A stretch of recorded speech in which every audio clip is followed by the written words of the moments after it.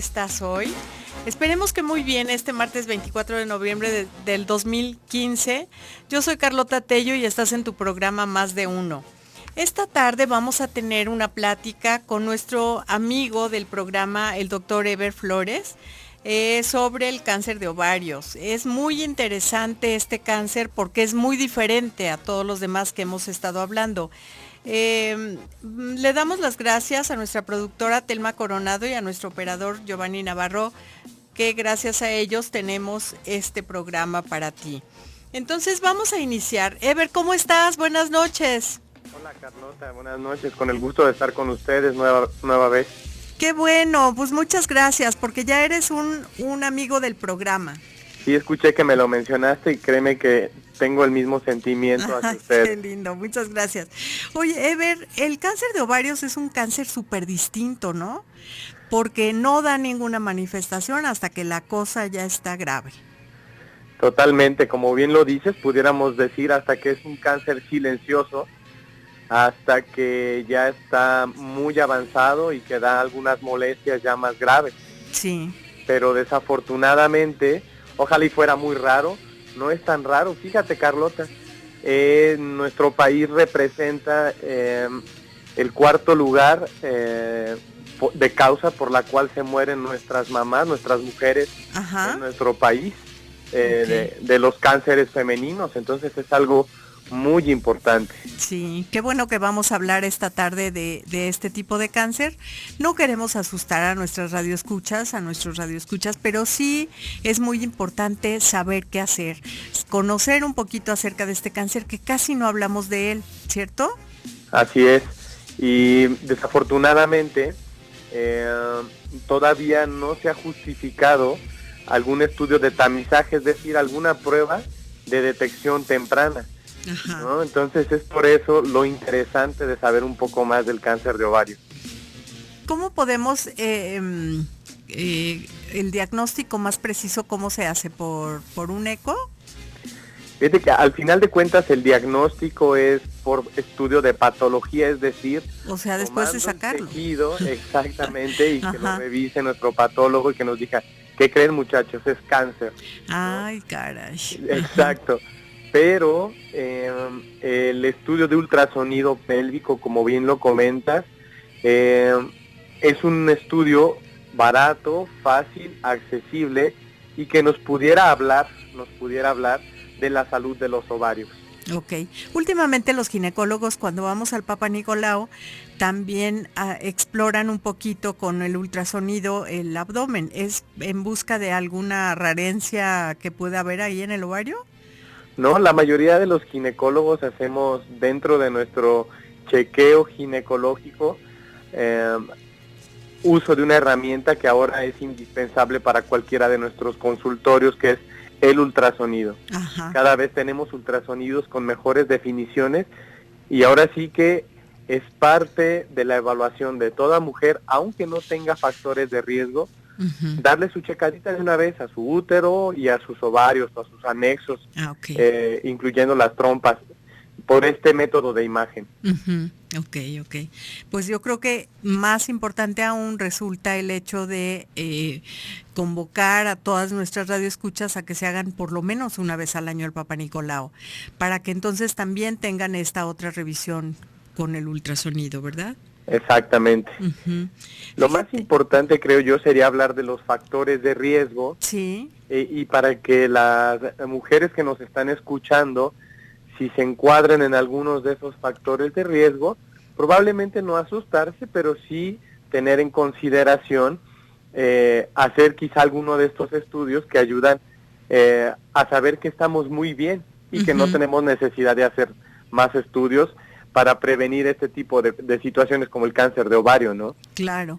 Sí, después del cortecito me gustaría que entráramos con los factores de riesgos. Ahora me gustaría mucho que habláramos como de la fisiología de los ovarios. Los ovarios no se ponen a trabajar después de la menarquia, sino desde antes, ¿no? Los ovarios son las glándulas que segregan los estrógenos y la progesterona para hacernos niñas a las niñas, ¿cierto? Así es, eso es muy importante y lo manejas desde el origen. Sí. Los ovarios las mujeres tienen número de 2, ¿no? Son un par de estructuras u órganos que penden a los lados del útero, que están a los lados del útero, muy pegaditos a la parte final de las trompas. Y sí, como bien dices, su principal función es la reproducción, y la otra principal función es la secreción de hormonas femeninas, principalmente el estrógeno y la progesterona, ¿no? Implicadas ahora sí en muchos procesos, ¿no? Como bien lo decías, el inicio del ciclo menstrual, la diferenciación sexual, ¿no? Que es este crecimiento de mamas, el crecimiento de vello donde antes no existía vello, la forma que toma el cuerpo de las mujeres, la distribución que debe tener su grasa, todo tiene origen ahí en los ovarios, así es. Nos vamos a un pequeñito corte, no le cambies, en un momentito regresamos a la entrevista, Ever, muchas gracias.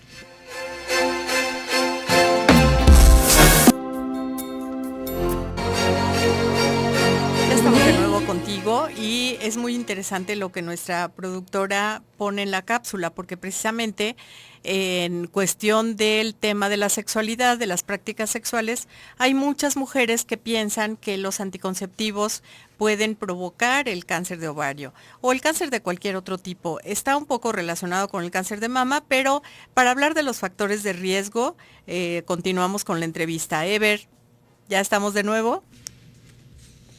Sí. Ok, y vamos a hablar en este tramo del programa sobre los factores de riesgo para poder presentar o para que se presente con mayor frecuencia el cáncer de ovario. Bueno, Carlota, la realidad es que empecemos por reconocer que todavía no sabemos cuál es la causa del cáncer de ovario. Claro, es muy importante, sí. Y lo que tenemos es en relación a varios estudios epidemiológicos como de asociación, estudiando a todas esas pacientes que han tenido cáncer de ovario y qué es lo que han presentado, y en base a eso hemos descubierto que factores de riesgo, por ejemplo, como la edad, es importante, la obesidad, la asociación del cáncer de ovario y obesidad también ha representado algo importante. En relación a la reproducción, las mujeres que no han tenido bebés, o mujeres, por ejemplo, que iniciaron su menstruación de manera muy, muy temprana, o por el término de su menstruación es después de los 50 o 55 años. Entonces aquí nos vamos orientando que es un cáncer que tiene relación con ambientes de muchos estrógenos. Sí. ¿No? Hay algunos otros cuestiones ahí muy muy bien estudiadas, como es la relación con algunos genes, como el BCR1 y 2, que comparten ahí familia genética con el cáncer de mama, que también se ha tenido una fuerte asociación a esto.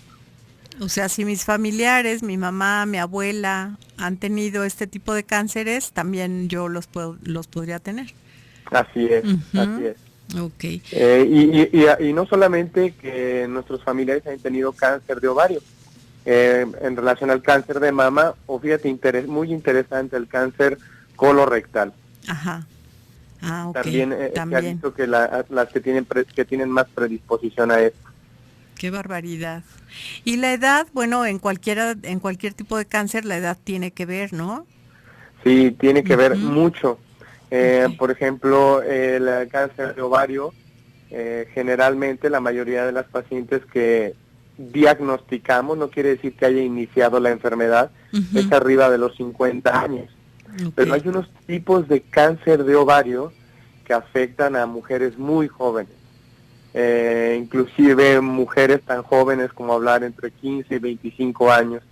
Ay, que tienen, muy chiquitas. Sí, así es, los que son de tipo de células germinales, les llamamos nosotros, en relación a cómo está organizado su tejido y qué tipo de células tiene ese tejido, ¿no?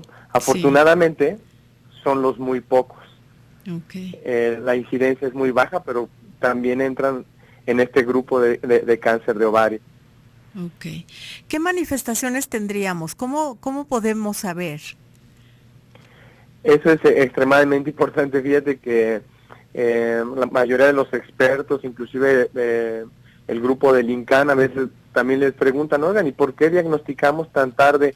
¿O por qué se nos mueren tantas mujeres con cáncer de ovario? Y dicen, pues sí, porque las detectamos en estadios muy tardíos, porque muchas veces se confunde con colitis, con amibiasis, con problemas intestinales, con enfermedad acidopéptica y con muchos otros síntomas, ya que son muy inespecíficos. Ese es el principal problema. Por ejemplo, sienten distensión abdominal, pues ¿cuántos de nosotros no sentimos distensión abdominal? Pero ya cuando hacen alguna asociación dicen que hasta el 61% de los pacientes con cáncer de ovario tienen este síntoma. Cansancio, el 47% de las pacientes lo padecen también.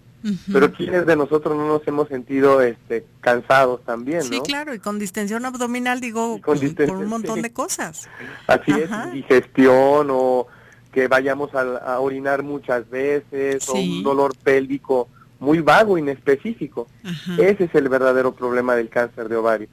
Y ya cuando da un problema muy real, por ejemplo, muy fuerte, que se obstruyó un conducto por donde baja la orina, un ureter, y el riñón empezó a fallar, o empieza a fallar algunos otros órganos, es porque la enfermedad ya no está en la pelvis solamente. Claro. Ya hay metástasis ya a otras partes del cuerpo.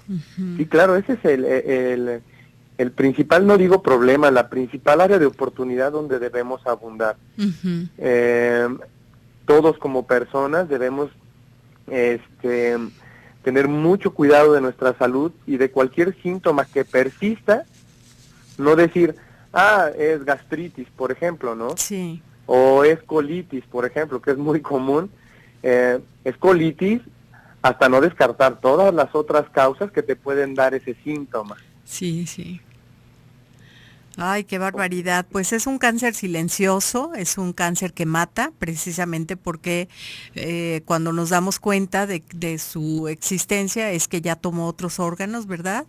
Es un cáncer que puede dar en estas etapas tempranas de la vida, y si diera, pues entonces habría que extirpar los ovarios y dar tratamientos, pues a lo mejor muy agresivos. Muy agresivos, y ya es que en estas cuestiones del cáncer, cuando los estadios clínicos o las etapas ya son muy avanzadas, pues ya entra un término de sobrevida 5 años en relación al pronóstico, ¿no? Sí. Y desafortunadamente estas etapas avanzadas, en donde el 75% de los cánceres de ovario se diagnostican, tienen una sobrevida baja a 5 años. Así les hagamos las cirugías grandes, radicales, y les demos los esquemas de quimioterapia o radioterapia según necesiten, no es muy alentador el pronóstico. Claro, y la calidad de vida de estas mujeres que están sobreviviendo tampoco es como muy buena, pues. Así es, exacto. Entonces, pues es un problemón esto. Un reto interesante, Carlota. Un reto muy interesante, sí, qué difícil, por la difícil situación del diagnóstico sobre todo. Sí, claro. Una vez que nos hemos dado cuenta de que hay este tipo de cáncer, un caso que yo tuve muy cercano de una de mis mejores amigas, el primer síntoma que dio fue ascitis. De la noche a la mañana. Su pancita se llenó de agua, pero en 2 días, pues. Y entonces, sí, claro, en una laparoscopía, para ver qué estaba sucediendo, pues entonces se dieron cuenta que había cáncer de ovario, pero ya con metástasis en varios... Y a lo mejor algo que le llamamos carcinomatosis, ¿no? Ajá. Que hay implantes de cáncer en toda la cavidad peritoneal, y que se favoreció a que se formara tanto líquido. Sí, y la ascitis, como tú bien dices, o la formación de líquido dentro de la cavidad pélvica o dentro de nuestro abdomen, es originado por el cáncer de ovario, no es un buen dato. Sí. Sí, fue terrible, pero sin embargo ella... ¿Mandé? Quizá ella había tenido ya algo de distensión abdominal, de sensación de pesantez, sí, una acumulación leve de líquido, que no se percató por la manera crónica en que esto se presenta, ¿no? Probablemente. Probablemente, pero esa colitis y esa distensión abdominal, digo, híjole, desde que yo me acuerdo yo tengo también. Yo no tengo varios y yo también tengo, sí, así es. Sí, y todo el mundo pensamos pues que es colitis nerviosa y así. Nos vamos a ir a un pequeño corte, Ever, muchas gracias, enseguida regresamos con la entrevista, muchas gracias.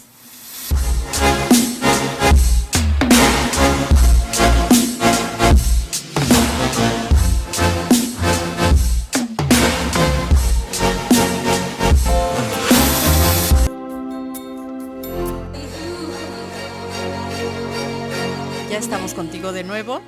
Hay un aviso al auditorio. Miren, a todas las personas que se realizaron estudios médicos en la unidad móvil de los hospitales civiles que estuvieron dando servicio el pasado sábado en el evento Salud, Mente y Cuerpo, se les informa que ya pueden recoger sus resultados en Radio Mujer, aquí mismo en Avenida Mariano Otero 3405, esquina Calle Granate, Colonia Verde Valle, de 9 a 2 y de 4 a 6 con una copia de su identificación. Y también los queremos invitar en esta Navidad, únete al pesebre de amor y comparte con los que menos tienen. Radio Mujer y Arquiradio te invitan al evento Navidad con Sentido. Una mañana para reflexionar sobre el amor, fortalecer la unión familiar y hacer de esta época algo muy especial con 3 conferencias. Amorizar, como en Belén, el pesebre familiar, con Leti de Huerta, conductora de Tejiendo Familias. María, mujer de espera y esperanza, con Gaby de Alujas, conductora del programa María Madre Nuestra. Navidad, tiempo de nacer de nuevo, con Lupita Venegas como invitada especial. Te esperamos este sábado 5 de diciembre a las 9:30 de la mañana en el Hotel Guadalajara Plaza Expo. El cupo es limitado. Los boletos se estarán dando en Promomedios Radio, aquí en Avenida Mariano Otero 3405, esquina con Granate, de 10 a 6 de la tarde, de 10 de la mañana a 6 de la tarde, a cambio de un paquete de pañales para adulto, por boleto, que serán donados al albergue Hogares de la Caridad. Ayuda y súmate al pesebre de amor. Te esperamos por acá para que puedas compartir con estas 3 mujeres tan importantes estas reflexiones con sus conferencias. Y mira, Ever, ya estamos de nuevo en el aire. Nos dice Carla Ramírez, ¿se puede propagar el cáncer de ovario a otra parte del cuerpo? Pues ya decíamos que sí, pero... Sí, hola Carla, claro que sí. Ese es el principal problema del cáncer de ovario. Así es. Al pulmón, y a los intestinos, puede tomar toda la vía urinaria, ¿no? La vejiga, etcétera, sí, claro. Sí. También tenemos un WhatsApp de Rosa Serna que dice: no tengo hijos, soy delgada, me hice el examen de Papa Nicolau y salí bien, de papiloma humano y salí bien. Mi pregunta es si con ese examen tengo o qué otros exámenes me tengo que hacer. Si bien es cierto, el cáncer de ovario es parte de los cánceres que afectan a la mujer, pero no incluye el tamizaje para papiloma. Así es. O el Papa Nicolau, absolutamente nada que ver con el cáncer de ovario. Entonces es por eso que la recomendación es una recomendación muy particular, porque te digo que no se ha podido estandarizar en el mundo qué prueba les tenemos que hacer a todas las mujeres para detectar de manera temprana el cáncer de ovario. Es que aprovechen esa revisión ginecológica mensual. Ajá. Y que también les hagan un ultrasonido pélvico, ya sea abdominal o transvaginal, donde se pudiera detectar quizá alguna bolita, algún tumor en alguno de los ovarios que diera alguna imagen sospechosa, e iniciar un protocolo de estudio. Claro, sí. Mira, hay muchas preguntas al respecto. Ya me llegaron 2 preguntas más que nos dicen las radioescuchas. ¿Qué estudio diagnóstico puedo hacer para descartar si es cáncer de ovario o colitis? Bueno, aquí yo creo que sería bueno también como tratar la colitis, ¿no? Sí, es mucho más frecuente y muchísimas mujeres la tenemos. Entonces, si tú meditas, si haces, si comes una alimentación nutritiva, pero cuidando estos alimentos que nos provocan distensión abdominal y esto. Y si se te quita, pues entonces era colitis, ¿no?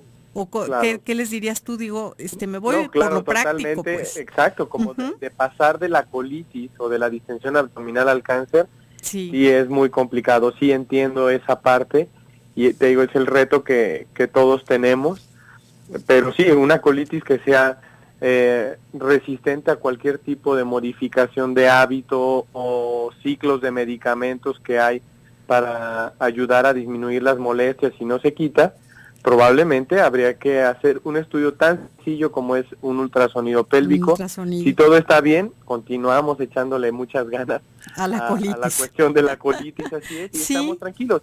Y digo, y me atrevo a decirlo porque es un estudio rápido, inocuo en el 99% de los casos y no caro, es muy accesible. Claro. Entonces creo que por ahí pudiera ir algo interesante. Hay algunos otros estudios, el más que le compite al ultrasonido es algo que se llama CA125, que es un antígeno que se mide en la sangre, pero ese es para pacientes que ya tienen una bolita en algún ovario. Uh-huh. Y nos podría ayudar a discriminar si esa bolita pudiera tratarse de algo benigno o de algo maligno. Por ejemplo, un quiste, que es benigno. Un quiste simple, así es, hormonal, en cualquiera de sus variedades, o el cáncer más común, epitelial se llama, pues, del ovario, que te eleva este antígeno en la sangre. En la sangre.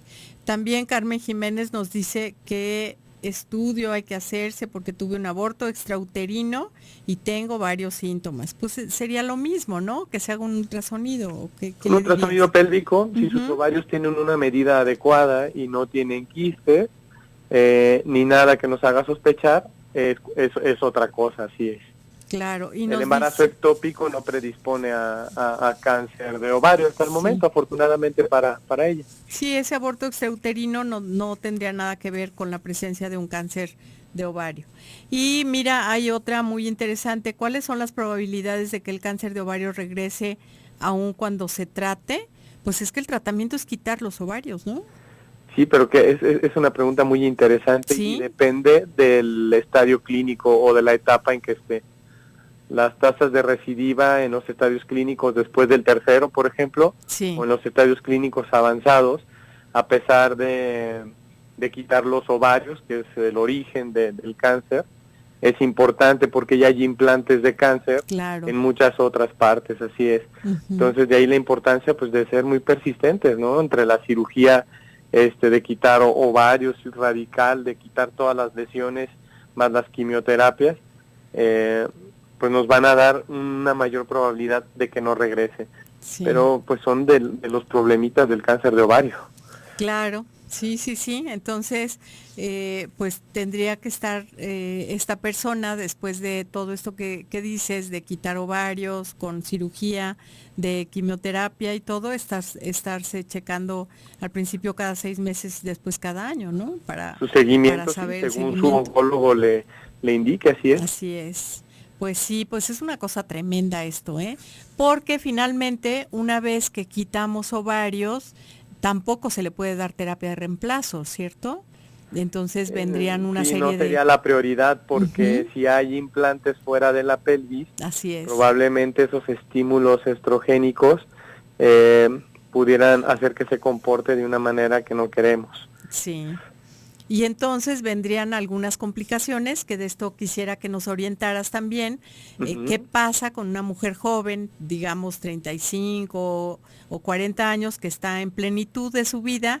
¿Y qué pasa con su sexualidad después de una operación de este tipo, en donde ya no va a tener estrógenos, donde ya no va a tener las hormonas femeninas que le hacen tener deseo, estar con su pareja y todo esto? Va a haber resequedad vaginal. Es como si hubiera una menopausia muy temprana, ¿cierto? Sí, qué interesante. Uh-huh. Por un lado, esa cuestión cuando hay necesidad de quitar ambos ovarios, el útero, etcétera, con el objetivo de que podamos curar a nuestra paciente. Uh-huh. Y sí, hay muchas alternativas para manejar la resequedad vaginal. Inclusive algunas que tienen dosis muy pequeñas de estrógenos y que actúan de manera local y que permiten que su vulva y que su vagina estén hidratadas y que no se atrofien las células, es decir, que las células se mantengan frescas, por decirlo de alguna manera. Además de algunas otras terapias alternativas para manejar los efectos de una menopausia temprana. Pero algo bien interesante que hay en relación a la reproducción y al cáncer de ovario. Si nos encontramos algún tipo de cáncer de ovario que está en un estadio o en una etapa no tan avanzada, podemos hacer cirugías conservadoras. Perdón, Ever, nos tenemos que ir a un pequeñito corte, perfecto, pero esto está muy interesante. Regresamos.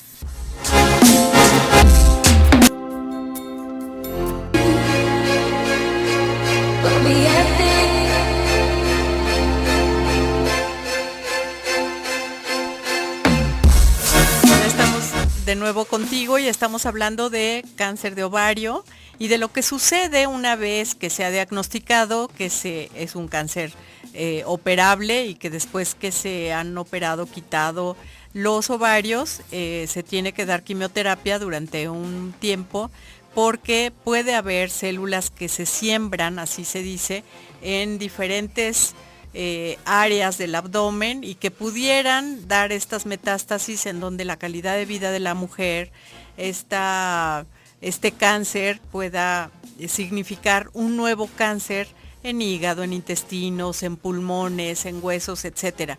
Entonces es muy importante después de la cirugía esta quimioterapia. Y todo esto pues va a reducir la calidad de vida de las mujeres mucho y también sus prácticas sexuales. Por eso nos interesa mucho este tema porque finalmente una mujer que ha sufrido este tipo de cáncer pues va a tener como si fuera una menopausia temprana. Imaginen que a los 35 años, que a los 40 tenga esto, bueno, pues va a ser como una menopausia. Y en eso nos habíamos quedado, querido Ever. Vamos a darles en este último tramo del programa como estas alternativas que hay para poder tener una vida sexual en pareja que no se afecte tanto por este cáncer y por el tratamiento. ¿Cómo ves? No, es excelente. Se tiene que vivir todo en pareja. Sí. Y una parte importante del ejercicio de la sexualidad en cualquier tipo de cáncer es lo orgánico, ¿no? Sí. Algunas incomodidades, principalmente resequedad vaginal, falta de líbido o falta de ganas de tener relaciones sexuales por todo el contexto.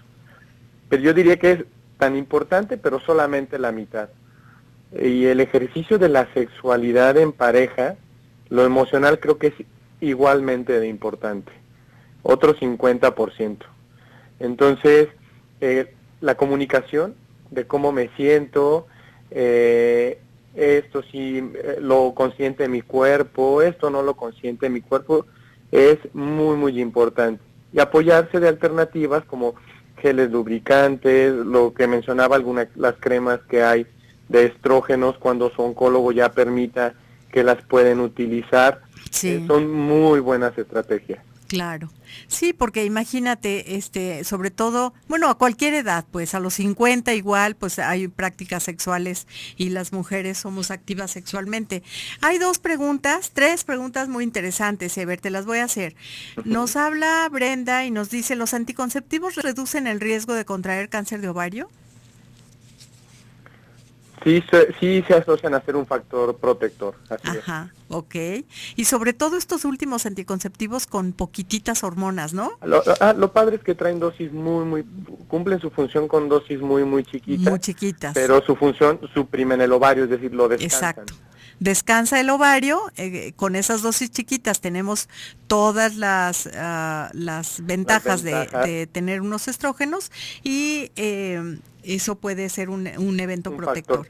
Un factor protector. Y también hay otra pregunta que nos hacen, si una vez que ya tuve cáncer de ovario, ya no podré tener hijitos. Eso te comentaba. Sí. De preservación de la fertilidad en cáncer de ovario se ha avanzado mucho. Ajá. Por ejemplo, si la etapa es en etapa 1, etapa 2, una etapa temprana, podemos inclusive hacer cirugías de no quitar uno de los dos ovarios O si hay necesidad de quitar los 2 ovarios, podemos dar una estimulación ovárica, capturar muchos óvulos y congelarlos. Ah, perfecto. O si tiene una pareja estable, mejor aún, fertilizarlos de una vez con el semen del esposo y congelar embriones. Ok. Es una alternativa. Es una alternativa para poder tener hijitos después. Sí, a posterior, así es. Claro. Ya sea, en caso de que se pueda quedar ella con su útero, con una transferencia de embriones a ese útero, o bueno, es algo que todavía no está bien estipulado en nuestro país, como la maternidad subrogada con sus propios embriones. Claro. Sí, pues entonces tenemos varias alternativas. Y hay una felicitación también. Buenas noches, Carlota. Excelente tema. Saludos al invitado. Que Gracias. Nos cuidemos. Sí, claro que nos cuidamos todos los días. Claro, y nos queremos mucho. Ay, pues Ever, qué maravilla, tenerte de nuevo. Una vez que inicia la vida sexual activa después de la quimio y después de toda esta parte, pues la mujer se debería de seguir sintiendo mujer. A mí me encantaría que les hablaras de esto, porque una vez que por alguna causa se quitan los ovarios o se quita la matriz, las mujeres, hasta la manera de decirlo, muchas veces dicen, me vaciaron. ¿Has oído eso? Sí, no, es terrible, como si ya no fueran mujeres a partir de que les quitan un ovario, los 2 o la matriz. O frases célebres como, mi marido ya no me va a querer usar porque ya no tengo útero. Sí, claro. Conceptualizamos que el ser mujer se basa solamente en los ovarios y en el útero, así como si ser hombre fuéramos solamente los testículos, ¿no? Sí. Dejando de lado todo el rol que implica lo maravilloso para todas las mujeres de ser mujer. Y para nada, es un órgano de su cuerpo, tiene una función específica, así es, que caracteriza a las mujeres, sí, cierto, también, y que le da exclusividad a las mujeres, sí es verdad, pero no quiere decir que sea eso lo que las defina como mujeres. Y como personas. Y como personas, claro, y hay muchas estrategias para suplir esas pequeñas cositas que los ovarios ya no nos van a poder dar. Así es, eso es muy importante, y sobre todo a un día de celebrar el Día Internacional de la lucha contra la violencia de las mujeres, que viven las mujeres. Yo creo que esas cosas también son muy útiles, ¿no? Saber que mientras preservemos la vida, la calidad de vida, y esto, aunque nos quiten los ovarios o aunque nos quiten el útero, seguimos siendo mujeres y seguimos siendo personas. Y nos debemos de querer, nos debemos de cuidar igual, y podemos tener una pareja y podemos tener prácticas sexuales. Eso es la sexualidad. Sí, eso es muy importante. Leerles una frase muy pequeña de Goethe que dice: ocúpate de tu cuerpo con disciplina y fidelidad. Sí. El cuerpo son los ojos del alma, y si los ojos no ven bien, todo el mundo se verá en tinieblas. Claro. Entonces, todas las mujeres tienen responsabilidad, obligación, y le llamo el gusto por cuidarse. En el caso del cáncer de ovario, cuiden su peso, no fumen, por favor. No, por favor. Ajá. Así es, que sabemos que son factores directamente asociados, y no olviden sus chequeos ginecológicos anuales, y pídanle a su ginecólogo que les incluya un ultrasonido pélvico. Claro. No se van a arrepentir jamás. Claro, eso es muy importante. Ever, dentro de poco vas a venir a Guadalajara, ¿cierto? Sí, así es. Ay, qué maravilla tenerte aquí en el programa. Y vas a venir al programa, obviamente. Así es. Ay, qué bueno. Acá te esperamos entonces el siguiente mes, cuando vengas a ver a tu familia y vengas a ver esta hermosa ciudad de Guadalajara. Sí, claro. Tú nos dices cuándo y todo, y nosotros hacemos todo lo que sea necesario para que vengas al programa y conocerte. Definitivamente eres un amigo del programa, y también, mira, muchísima gente te quiere ya, te pregunta cosas, te tiene confianza, y además eres una persona muy humana, muy cercana, muy empática. Yo creo que ha sido un acierto muy grande el haberte conocido, y considéranos de verdad a Telma, a Norberto, a Giovanni, a mí, tus amigos acá en Guadalajara. No, pues igualmente me siento igual de complacido, y les felicito por esta gran labor que hacen. Muchas gracias. Que tengas una excelente noche, y muchas gracias por la entrevista. Buenas noches, Carlota. Un abrazo. pues a ti que nos escuchaste esta tarde, que estuviste con nosotros en este programa sobre cáncer de ovario, pues que tengas una excelente noche. Muchas gracias por tus comentarios, por tus preguntas. Y hoy aprendimos cosas nuevas acerca de nuestro cuerpo maravilloso, que es como los ojos, como lo decía nuestro querido Ever. Que tengas una excelente noche. Nos escuchamos mañana en punto de las 7.